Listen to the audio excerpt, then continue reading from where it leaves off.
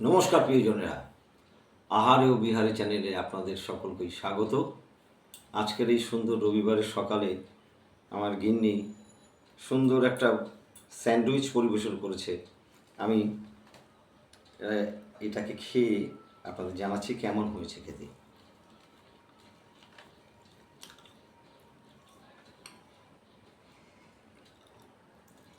বাহ, একটা অদ্ভুত সুন্দর টেস্ট পাচ্ছি এর মধ্যে। একটু ডিমেরও স্বাদ পাচ্ছি, টক দইয়েরও স্বাদ পাচ্ছি। আচ্ছা বাবলি, এই স্যান্ডউইচটা কিভাবে বানিয়েছো একটু জানাও তো।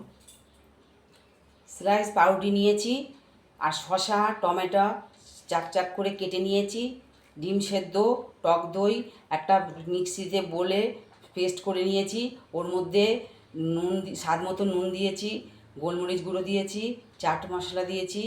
এরপরে পাউরুটিটাকে সাজিয়ে পাউরুটির উপরে শসার পিস, টমেটোর পিস আর যে মিশ্রণটা করেছিলাম টক দই ডিম দিয়ে ওটা দিয়েছি। দেওয়ার পরে আর একটা পাউরুটি চাপা দিয়েছি, তাতে মাখন দিয়ে এপিট ওপিট করে সেকে স্যান্ডউইচ তৈরি হয়ে গেছে আমার।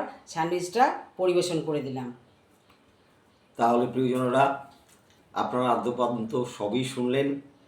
ঠিক এভাবেই আপনার স্যান্ডউইচটা তৈরি করবেন আর খেয়ে আমাকে কমেন্টের মাধ্যমে জানাবেন।